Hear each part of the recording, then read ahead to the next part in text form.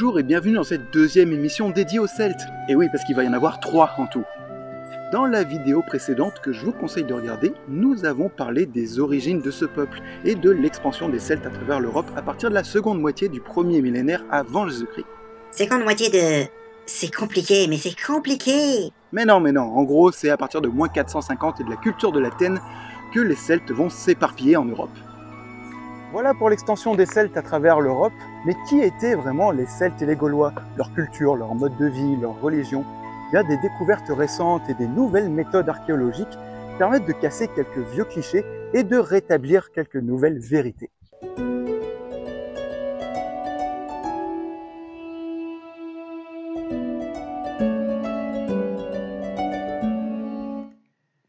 Il est important de noter que les Gaulois n'étaient pas installés au milieu d'une Gaule remplie de bois. Les preuves s'accumulent à propos d'une véritable gestion forestière dont l'exploitation servait à construire maisons et remparts. Les défrichements servaient aussi à libérer des terres pour l'agriculture, très étendues avec de nombreuses fermes à travers le territoire. On cultivait des céréales comme le blé amidonnier, l'épeautre et l'orge vêtue, mais aussi les pois, lentilles et fèves de différents types. L'engrain et les millets, originellement cultivés, furent abandonnés car moins rentables ou plus exigeants. Les fruits récoltés sont peu diversifiés, ce sont surtout des noisettes et des prunelles. En dehors des cultures, l'élevage constitue l'autre pilier économique de la Gaule, principalement porcs, bœufs et caprinés, et en moindre mesure cheval et chien. Le canard, l'oie cendrée et peut-être le pigeon bisé font partie de la basse-cour. Le coq, dont l'élevage est très ancien en Asie, ne se développe en Europe de l'Ouest qu'à l'époque celtique. Toute cette activité agricole, mêlée à l'élevage important et à l'absence de traces d'animaux sauvages dans les repas, détruisent le cliché d'Astérix. Non, décidément, les Gaulois ne se gavaient définitivement pas de sangliers. Et comment on sait tout ça? On a trouvé du ragoût gaulois fossile ou bien? La nourriture étant faite pour être consommée, évidemment les traces archéologiques sont très minces. Et les débris biologiques sont très rapidement dégradés dans le sol par les bactéries. En revanche, les déchets domestiques étaient toujours jetés dans des fosses à proximité des habitations, que ce soit des céramiques brisées ou des os. Les fours également étaient nettoyés et les cendres avec divers restes de végétaux carbonisés étaient également jetés au rebut. Il est possible d'y glaner quelques indices sur le régime alimentaire et le statut social de cette habitation. Ces indices peuvent donc fournir une liste d'ingrédients qu'utilisaient les Gaulois, mais très rarement les recettes. Les découvertes de restes de produits transformés, comme du pain, bouilli ou ragoût, sont beaucoup plus rares. Voilà donc l'objectif du jour. La zone d'un oppidum, il va falloir un petit peu explorer tout ça. Et là, je suis au niveau du rempart extérieur, donc qui ressemble plus à un anneau un massif de pierre en fait qui fait quelques mètres de hauteur et ça n'a pas bougé depuis 2000 ans à peu près.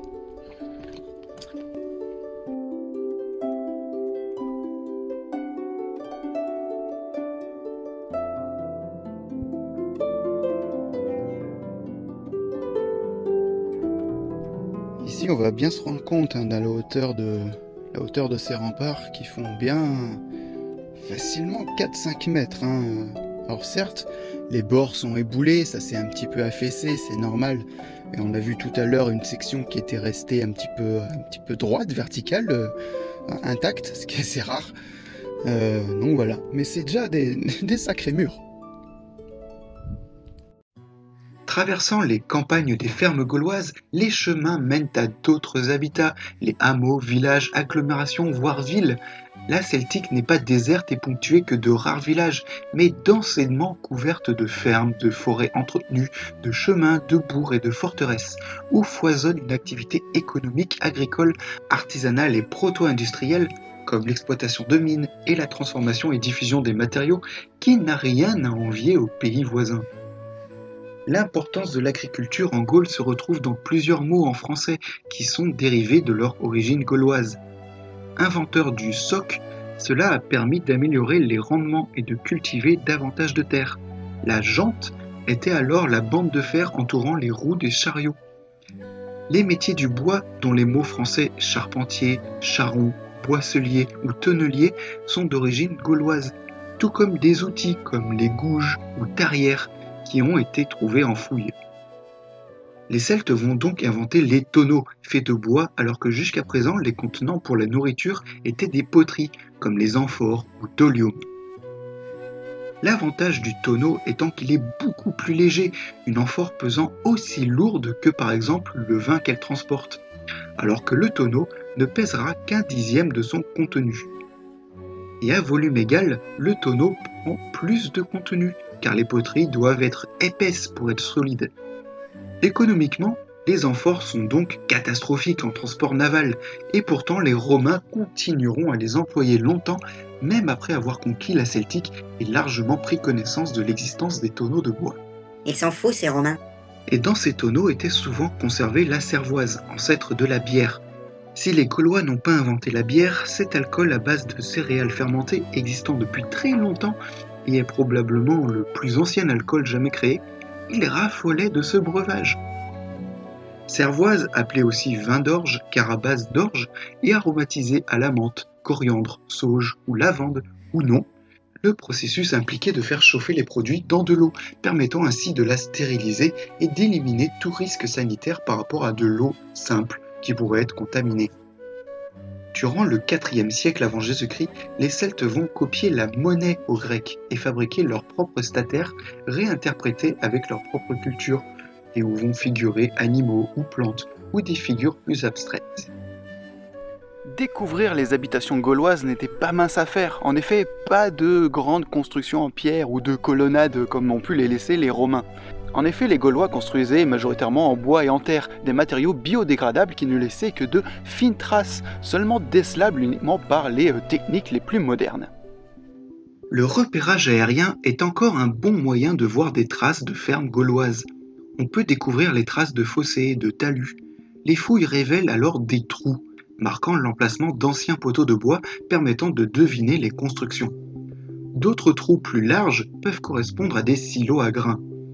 La détection au lidar, un balayage laser du sol depuis les airs, permet d'établir des plans précis des vestiges, même sous couvert forestier. Des dizaines de sites d'anciennes fermes gauloises sont découverts chaque année, mais les indices restent maigres. Peu d'objets sont trouvés lors des fouilles. La céramique gauloise résiste mal au choc, au gel et à la pluie, et les labours successifs des terres cultivées au-dessus des vestiges ont détérioré ce qui pouvait rester. Les indices se concentrent sur des éléments plus petits, des fragments de la vie quotidienne, des ossements, du charbon de bois, des graines ou du pollen. C'est ainsi que sont développées les disciplines dites paléo-environnementales, c'est-à-dire qui étudient l'environnement ancien pour rapprocher au plus près les hommes de leur environnement. On peut citer l'archéobotanique, centrée sur les restes végétaux trouvés sur les sites de fouilles, la palynologie, l'étude des pollens et des spores, la xylologie sur les essences d'arbres, l'anthracologie sur les charbons de bois, la dendrochronologie sur les cernes des arbres et la carpologie sur les graines. Toutes ces spécialités, qui semblent un peu opaques aux néophytes, Sans déconner. Non, j'utilise ces mots tous les jours, moi. elles permettent de brosser un état des lieux environnemental du site de fouille et de mieux comprendre les modes de vie, l'alimentation, les bois utilisés, deviner les commerces pratiqués en trouvant des éléments non natifs du lieu, etc. Ces spécialités modernes sont devenues primordiales pour mieux comprendre les sites de fouille et les peuples qui les occupaient, pour aller bien au-delà du travail à la truelle de dégagement de poteries ou de vestiges.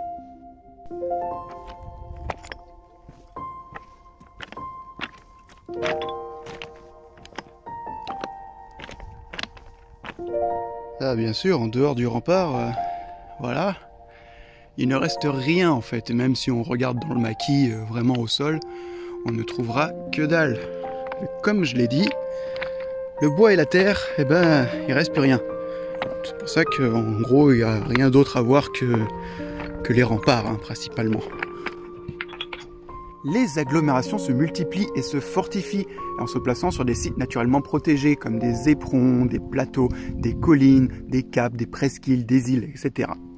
Et de telles villes celtes fortifiées sont appelées oppidum. Ah bah quand même, enfin c'est oppidum. Et c'est justement leur âge d'or, entre le 2e et le 1er siècle avant Jésus-Christ, ce qu'on appellera du coup la civilisation des Oppidas. Oppida ou oppidum? En fait, c'est le pluriel. Un oppidum, des oppidas. C'est des opilants?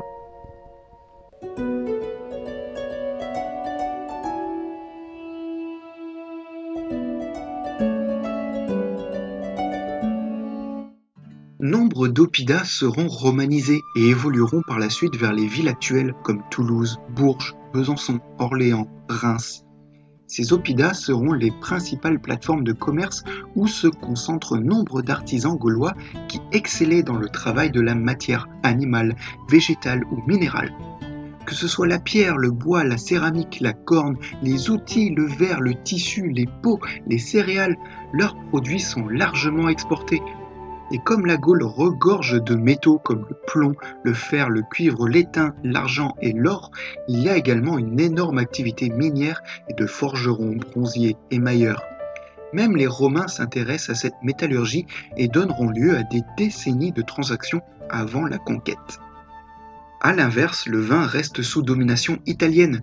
Les Romains produisent tant de vin dans le dernier siècle de la République, entre 120 et 20 avant Jésus-Christ, qu'il faudra attendre le Moyen Âge pour retrouver de tels volumes d'exportation. Les Gaulois en raffolent, les amphores de vin circulent par centaines, par milliers, voire certains oppidums en auraient reçu jusqu'à 1 million, et une fois vidées et devenues inutiles, elles servent de matériaux de construction. Les remparts des oppidas sont bâtis selon une technique appelée Murus Gallicus. D'une hauteur d'environ 4 mètres et dépourvu de fossé, il est composé d'un parement en pierre entrecoupé de poutres de bois perpendiculaires à la direction du mur. De la terre remplit l'espace derrière le parement et par-dessus les poutres. Même s'il a été constaté que leur mise en place relevait plus d'un intérêt ostentatoire que véritablement stratégique, force est de constater que cette technique de rempart est particulièrement efficace, offrant la résistance de la pierre contre le feu et la résistance des poutres de bois contre les béliers. Ce type de mur se retrouvait également autour de sites plus isolés, comme des habitats aristocratiques.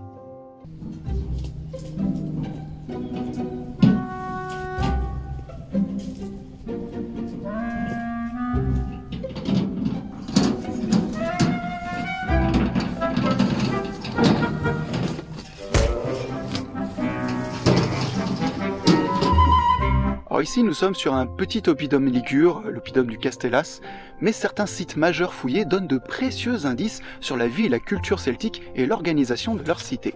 Pour citer quelques oppidas célèbres, il y a Titelberg au Luxembourg, oppidum principal du peuple des Trévires. Construit à la fin du IIe siècle avant Jésus-Christ, la forte importance commerciale du site est confirmée par les nombreuses pièces retrouvées régulièrement, plus de 700 monnaies ayant été retrouvées. Le commerce établi avec les rives méditerranéennes est confirmé par les découvertes de mobilier importé de ces régions. L'oppidum de Corinthe en Auvergne, appartenant au puissant peuple des Arvernes, est un des sites les plus importants de France. Les fouilles de ces dernières décennies se centrant autour de la découverte d'un sanctuaire daté du IIe siècle avant Jésus-Christ, permettant d'en apprendre plus sur l'aspect religieux de la vie celtique. Ce sanctuaire ne sera abandonné qu'aux environs de la fin du IIIe siècle après Jésus-Christ.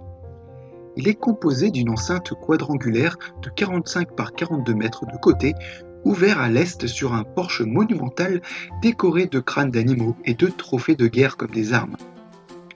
2 bâtiments culturels servent de lieu de sacrifice, l'un pour les animaux au nord, l'autre au sacrifice d'amphores, oui c'est un peu bizarre de dire ça, pour le bâtiment au sud. On y trouve également des cuves libatoires dédiées au sacrifice de vin aux dieux. Bon, je veux du sang humain, moi. Et non, nulle trace ici de sacrifice humain donc. Encore moins d'une présence de dolmens utilisés par des druides. De quoi casser l'image du culte druidique véhiculé jusque-là par les estampes des 18 et 19e siècles. Les recherches sont avancées au point qu'il a été possible de reconstituer une représentation 3D possible de la cité.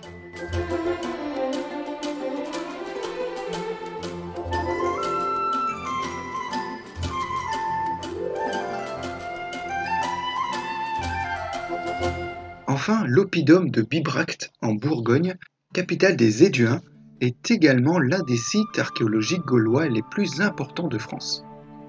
Fondée également à la fin du IIe siècle avant Jésus-Christ, placée sur un site géographique idéal en hauteur et riche en sources d'eau, l'oppidum se développera, favorisé par l'amitié entre le peuple éduin et les Romains, même jusqu'au début de la guerre des Gaules. Grands ennemis des Arvernes de Corinthe justement, la confédération éduenne se battra d'abord aux côtés de César durant la guerre des Gaules. Les fouilles archéologiques du site réunissent des équipes de toute l'Europe qui fouillent chaque été. L'objectif est de mieux comprendre le fonctionnement d'une cité celte de la période de l'Athènes. Les techniques modernes au lidar permettent de passer le couvert forestier pour faire les relevés topographiques du site. Un bout de rempart en Murus Gallicus a été reconstitué. Le musée de Bibracte abrite une riche collection d'objets celtiques, de Bibracte ou non. Mais qu'en est-il vraiment de la structure sociale gauloise ? Eh bien, c'est compliqué à établir parce qu'aucun texte juridique n'existe avant la conquête romaine. Et les observations faites par les peuples méditerranéens sont forcément adaptées à un schéma de pensée grec ou romain, ce qui fausse la réalité. Voici néanmoins ce qu'on peut en dire. Il y a 3 points à retenir pour résumer l'ensemble des comportements sociaux et politiques en Gaule. En premier, la structure. La société gauloise est organisée en unités sociales et politiques allant de la maison à la cité en passant par le canton, s'imbriquant les unes dans les autres. La cité est la structure la plus vaste, à la taille très variable, bien au-delà de la cité au sens propre et peut avoir un aspect régional. Elle regroupe toute la communauté d'une dénomination ethnique comme les Arvernes, les Carnutes et chaque autre peuple. Ce type de société a différents niveaux hiérarchiques, mais avec un fonctionnement interne ayant des points similaires, est alors appelée société segmentaire. Tous les jours je parle de ça, ouais, c'est évident. Deuxièmement, cette société est frappée de conflits d'affrontements entre ligues qui touchent tous les niveaux hiérarchiques, comme une cité contre une autre cité. Enfin, c'est le prestige ou l'honneur qui permet de définir les grands personnages prenant la tête de ces ligues et régissant les comportements, où la lutte pour le prestige passe par une démonstration ostentatoire de générosité ou au contraire d'agressivité. On avait parlé rapidement des sépultures avec les tumuli où les corps étaient disposés mais surtout réservés aux familles d'importance. Et oui, tous les Celtes ne pouvaient pas avoir leur propre tumulus. Donc voici un petit point sur les nécropoles. Il y a 2 méthodes qui vont se succéder, voire coexister durant la période de l'Athènes, l'inhumation et la crémation. Que ce soit l'une ou l'autre, les restes sont déposés dans la fosse sépulcrale avec du mobilier funéraire, c'est-à-dire divers objets placés en offrande en tant que dernier hommage aux défunts. Ce mobilier funéraire permet souvent d'avoir des indices sur le rôle et l'importance du défunt de par les richesses ou les objets liés à son métier. Ces fosses sont regroupées dans des nécropoles, disposées un petit peu à l'écart des habitats et cultures, et regroupent en général quelques dizaines de tombes et exceptionnellement jusqu'à quelques centaines. Les fosses varient d'une simple fosse creusée, parfois cloisonnée de bois, à des chambres funéraires bien plus ostentatoires. À la surface, elles sont signalées aux vivants par une petite construction de bois, ou un empierrement, ou un tertre. Le corps est placé sur le dos, couvert d'un linceul, la nuque souvent reposée sur un coussin. Quand il s'agit d'une crémation, les restes sont disposés dans une urne en céramique ou en matériaux périssables comme du cuir ou de l'osier, et placés dans la fosse avec le reste du mobilier funéraire. Mais tous les corps ne se retrouvent pas en nécropole. Les nourrissons restent dans le cadre familial, en étant souvent enterrés ou dispersés dans le domicile même. Autre exception, des corps retrouvés assis avec des offrandes dans des fosses servant de silos à grains, comme à Assy-Romance. Ces silos-offrandes seraient liés à une pratique culturelle visant à unir le monde des vivants dans un lieu habituellement réservé à la conservation des denrées pour la survie et le monde des morts lié à la décomposition du corps. Mais c'est dégueu. Imagine t'es une petite fille là. Hé papa, pourquoi j'ai trouvé un orteil dans mon pain de céréales? C'est l'orteil de papy qui était dans le silo à grains, ma chérie. Mais non, il va de soi que le silo-offrande n'était plus utilisé en tant que silo normal. L'objectif était soit de faire un paiement pour une future récolte, ou bien un remerciement pour une récolte déjà effectuée. Ce type d'offrande est possiblement d'ordre sacrificiel et existait bien avant la mise en place des grands sanctuaires. Tout de suite, une page de pub. Envie d'un retour aux sources? Le pain le gaulois, c'est une recette traditionnelle authentique gauloise. Riche en céréales avec des farines de blé, d'épeautre et d'orge.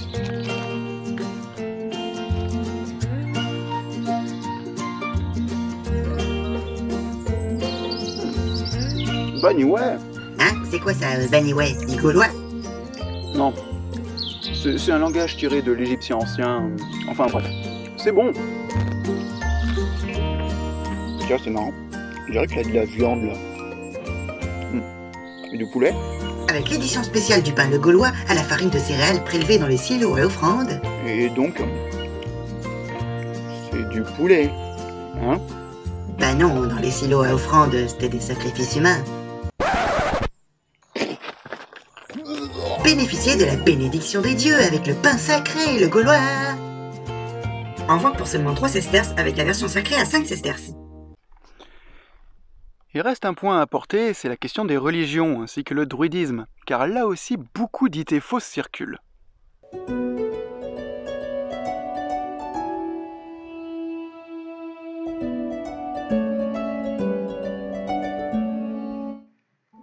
À l'instar des autres peuples antiques et proto-historiques européens, les Celtes ont une religion polythéiste dans laquelle officiait la caste des druides. En effet, le peuple celte est une société théocratique, clairement divisée en 3 castes. Celle des producteurs, artisans, agriculteurs, éleveurs, qui alimentent la société, une aristocratie guerrière, qui sont menés par un chef, un roi ou un prince, et enfin la caste sacerdotale, dont font partie les druides. Provenant de druides, signifiant très savant, les druides ont plusieurs rôles dans la société celtique. Ce sont des personnages sacrés dont la parole est primordiale et écoutée. Ils dirigent certes les cérémonies religieuses ou les sacrifices, mais ce sont aussi les gardiens du savoir, en histoire, poésie, magie, divination, et s'occupent du droit et de la justice en cas de litige. Les druides ne sont pas les seuls membres de la caste sacerdotale. On y trouve les bardes, spécialistes des chants et de la poésie, dont le rôle est de faire louange ou satire, et les vates, un devin s'occupant du culte, de la divination et de la médecine. Les femmes peuvent participer à cette fonction en tant que prophétesses. Le culte n'est pas pratiqué sur des dolmens dans les bois, non, cliché erroné ça, mais dans des sanctuaires. C'est seulement dans les fouilles de ces dernières décennies, dans les sanctuaires découverts, que de nombreuses informations sur la religion celte ont pu être obtenues. En effet, les druides n'ont laissé aucun écrit, vu qu'ils pratiquaient la tradition orale. Leur formation durait 20 ans et chaque année, les druides se réunissaient dans la forêt des Carnutes, à proximité de l'actuelle ville de Chartres. Parmi les types de sanctuaires celtes, on peut citer les enceintes quadrangulaires ou Phyrex-Schanzen. Ouais, quel accent allemand! Ces sanctuaires sont délimités par plusieurs fossés ou levées de terre dans lesquels on ne trouve que peu de vestiges, essentiellement de la céramique. Ils seront utilisés surtout du 4e au 1er siècle avant Jésus-Christ. On peut également y trouver creusés des puits culturels, sortes de fosses à offrandes, pour faire disparaître dans les profondeurs de la terre les vestiges de sépultures, d'offrandes diverses, d'ossements d'animaux, de céramique, d'objets en métal ou en bois. Cette tradition des puits culturels se perpétuera encore durant l'époque gallo-romaine. Un autre type de sanctuaire de type belge, picard, livre des offrandes à foison. Le sanctuaire, entouré d'un fossé et d'un talus surmonté d'une palissade, encadre un temple en bois central. Point de vue sacrifice, celui des animaux est régulièrement pratiqué, la forme variant en fonction de la divinité honorée. Le bœuf est le plus fréquent, mais on trouve aussi des sacrifices de taureau, de cheval. Moutons et porcs ne sont destinés qu'à la consommation, dont gigot et jambon sont utilisés pour les festins rituels tenus sur place. Mais qu'en est-il des sacrifices humains, actes relevés par les auteurs classiques pour renforcer le côté barbare des Celtes et la supériorité romaine, puis repris au XVIIIe siècle pour le cliché du druidisme et des sacrifices sur les dolmens? Mais qu'en est-il réellement? Des fouilles archéologiques des sanctuaires de Gournay-sur-Aronde ou Ribemont-sur-Ancre, en Picardie, ont permis de mieux connaître le fonctionnement de la religion celte. Et si de nombreux ossements humains ont été retrouvés, de corps mutilés et décapités, il s'agit d'ennemis vaincus au cours d'une bataille, et non de sacrifices. Mais quelques exemples démontrent la forte possibilité de sacrifices humains sur des condamnés ou des prisonniers, comme découverts dans des tourbières d'Irlande ou en Grande-Bretagne, ou encore l'exemple des silos offrandes comme possibilité dont on a parlé un petit peu plus tôt. Cette culture sacrificielle humaine, si elle a existé, est relativement ponctuelle est reliée au 1er siècle d'existence des Celtes. À l'époque de la guerre des Gaules déjà, cela n'était plus pratiqué, et les auteurs romains n'ont fait que ressortir et amplifier de vieilles histoires. On peut noter 4 fêtes religieuses celtes. Vers le 1er novembre, Samonios, signifiant réunion, est la fête la plus importante et ouvre la saison sombre de l'année celte, et marque le début de l'année. Durant une semaine, c'est une période de rapprochement entre le royaume des vivants et celui des morts. Vers le 1er février est l'Imbiolcaia, signifiant lustration, marque la fin de la période hivernale et célèbre le printemps, l'éveil. Autour du 1er mai est fêté Bellotepnia, feu de Bel, qui ouvre la saison claire de l'année celte. C'est la 2e date la plus importante du calendrier. Enfin, vers le 1er août, le Lugnaïsatis, assemblée de Lug, est la fête de la moisson, de l'abondance et du roi dans son rôle de protecteur et distributeur des ressources. C'est une époque favorable aux contrats, qu'ils soient commerciaux, juridiques ou matrimoniaux. Les jeux et compétitions sportives aussi y sont présents. La prochaine fois, nous étudierons davantage tout ce qui est le déclin progressif des Celtes, passant par la guerre des Gaules, jusqu'à leur quasi-disparition et l'héritage actuel. Sur ce, petit pouce bleu, etc. Allez, salut, ciao!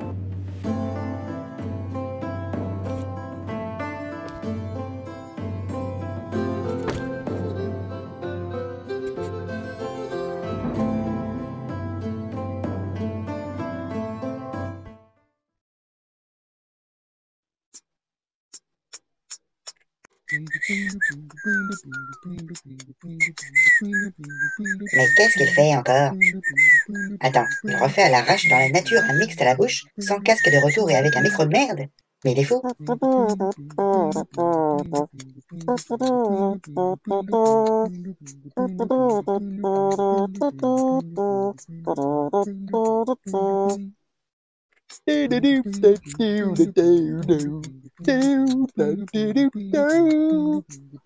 Ah ouais, c'est ça, il a complètement pété les plombs.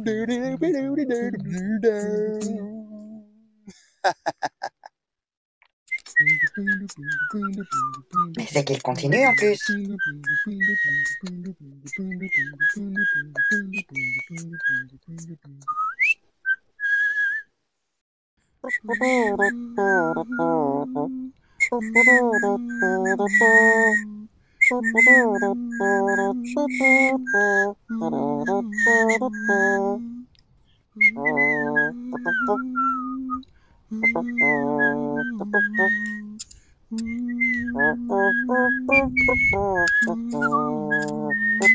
Ouais, pu aussi.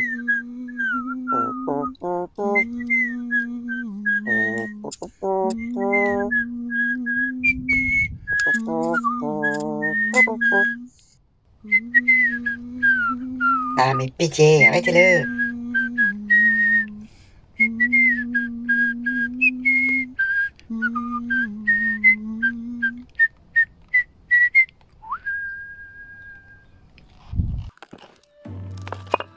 Ah ben ça fait du bien quand ça s'arrête. Du coup il prend une pause.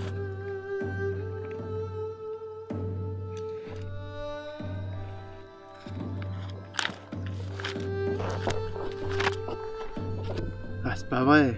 Quoi, qu'est-ce qu'il y a? Un ami archéologue qui a disparu en Chine. Ah, sérieux, qu'est-ce que t'as foutu, James?